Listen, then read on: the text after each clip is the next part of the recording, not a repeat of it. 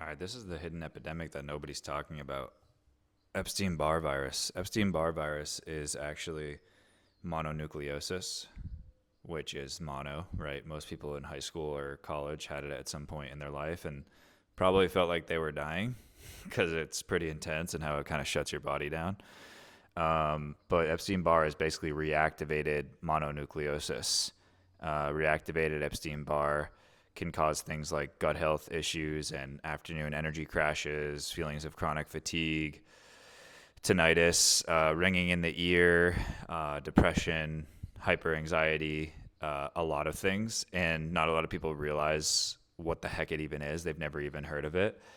And if you are burnt out, if you're going through a period of chronic stress, if you're in a stressful relationship, if you're living in a toxic home environment, if your job is driving you nuts, if you're eating toxic food, if you're using too many plastics in your food containers and you're cooking in microwaves and you're not filtering your water and you're not in nature enough and you're just disconnected from how we're actually designed as biological humans on this planet, then you might have Epstein-Barr virus, but this is not medical advice, and you'd have to test for it, and you'd have to know how to test for it. I did it such a long time ago.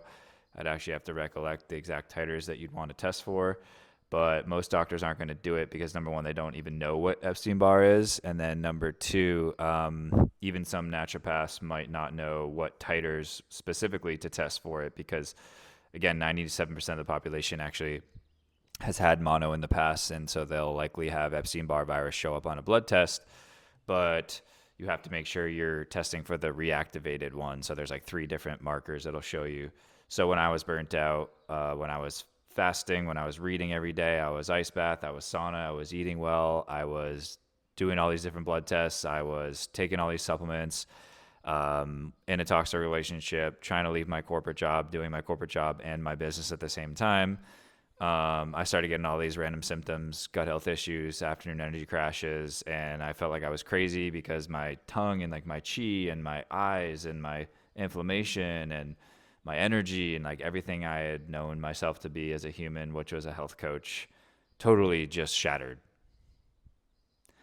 And so I went through this massive identity crisis, and what I didn't realize at the time was how much my energy and my lack of verbal expression and inundation of bombardment of the modern day world of social media and how social media was sucking the dopamine out of my brain and how that relationship wasn't healthy for me and how doing 2 jobs at once and overextending myself and people pleasing and not building boundaries was actually the reason I felt the way that I did.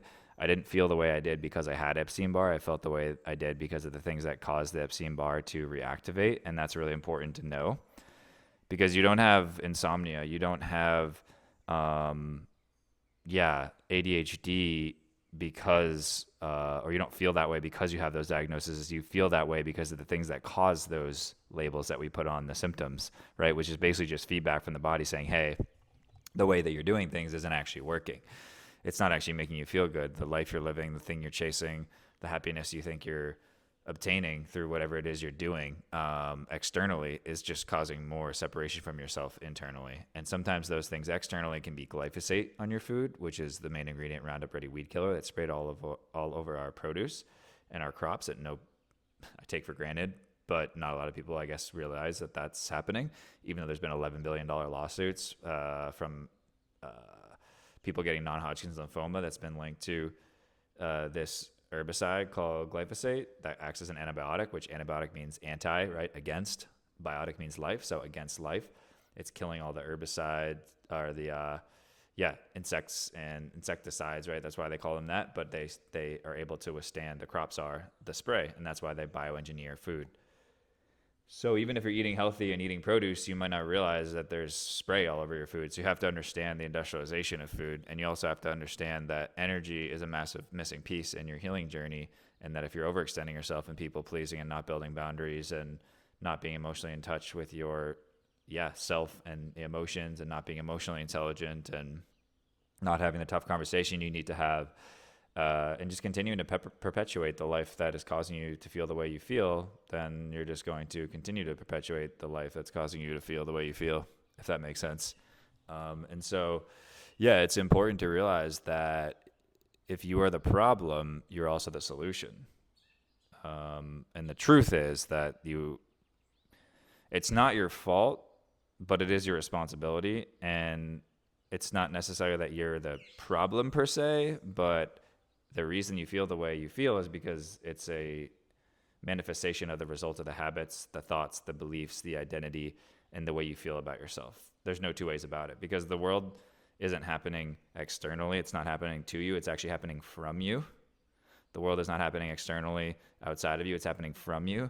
So if you don't feel worthy, if you don't feel abundant, if you don't feel grateful, all of these identities that you don't even realize you're building at a subconscious level, meaning below the surface, that is hardwired into you, and your traumas and your stuck emotions and your energy you haven't healed, then the world is going to seem a certain way. It's going to seem dangerous. It's going to seem toxic. And the only way to change it is to change you. And then the environment without, right? Externally changes. So as within, so without. So most people can't be proud of you or other people because they're not proud of themselves. Most people aren't happy for other people because they're not happy for themselves. Most people are mean to others because they're mean to themselves. And so this is what we have to realize, that it's just all a mirror. So as soon as you stop yelling at the mirror, and instead of looking in the mirror and honoring what's actually happening, that's really the only point that you're going to heal. So when I went through my burnout, my Epstein-Barr, I was internally yelling at myself in the mirror, like, you're a piece of crap, you look like shit, you're inflamed, what's wrong with you, what happened to the old version of you, you're terrible, you suck, you can't figure this out, you're an idiot, you're dumb. And I was literally speaking negativity and disease into my body, and I didn't realize it. And it wasn't until I just moved past my own limiting beliefs and I started running half marathons. But the only reason that happened is because first the perspective change happened. And that is the number one catalyst to change, is you have to change your perspective in order for anything else to change. Because this is what Joe Dispenza says, the evidence is the loudest voice. So if you have evidence that you are sick, or you have evidence that you are dumb, or you have evidence, or you feel like you do, even though they're likely not absolute truths, then you're going to live in alignment, your ego is, to that identity, because that's what the ego does. At all costs, it will live in alignment for whatever belief and story you actually believe yourself to be, whether that's not worthy or not abundant or not rich or whatever the case may be. So that's why you have to change your identity. And so that can only really happen when you let go and you have the ego death. And I was actually kind of having that real-time realization. When you teach something, you get to learn it twice. And so the very first time that I was able to realize that I could take a step to actually overcome my burnout and overcome Epstein-Barr was when I basically told my ego to die on the Reiki table. I had been in the health space for like 3 or 4 years at that point. I was pretty open to holistic stuff, but I was like, what is this Reiki going to do? Like, just going to put their hands over my body and somehow I'm going to magically heal. But we don't realize that, like, there is an invisible energy that we're all connected to in this world. Like, Wi-Fi is real, microwaves are real, sound waves are real. We can't see them, but they exist. So why do people not believe in God? They don't believe in spirit. They don't believe in quantum energy, which I know that quantum, even for me, is still a word I'm trying to figure out. But regardless, like, we're all energy, right? And, pets can feel your energy. Other humans can feel your energy. You get that gut instinct to stay away or to move closer. That's all real.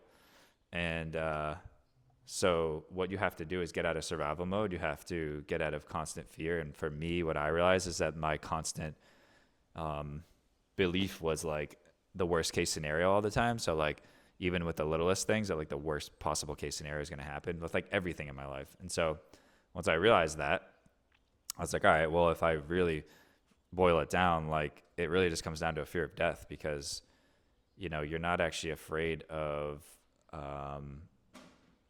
the snake, or you're not afraid of the heights. You're not afraid of public speaking. You are afraid of death because that feels like death. And so the brain does that because we have this negativity bias, so that if the worst case scenario happens, we can hopefully handle it. But unfortunately, because we live in such a, quote, safe world now, we basically perceive danger from the little things that aren't actually dangerous. And we're so overstimulated that our brain is just constantly bombarded with stress and cortisol. And so I got on the Reiki table and I was like, all right, realizing that, when I first started my business was like, all right, if I don't do this, then I can't pay my rent. If I can't pay my rent, then I can't have a house. If I don't have a house, then I'm homeless. If I'm homeless, then I can't likely get food. If I can't eat food, I'm dead. And so I realized I had to get rid of that story. And so I told myself to die on the Reiki table. And that moment right there was as soon as that's how I started feeling better. It didn't just like, okay, you did Reiki once and then like your whole life's changed. But that was, I could say it was kind of the initiation of like, all right, now from that moment forward, I felt like things started changing. I joined a running club and I knew that like my medicine is quality time with other people. And I was lacking that so much as an entrepreneur and a high achiever and a former athlete and ambitious human, constantly optimizing. So yeah, that was huge for me. And you have to heal your energy if you want to change your life. And most people just try to like take more supplements. They try to do more blood testing. They try to work out more. But the truth is, it's all the nervous system.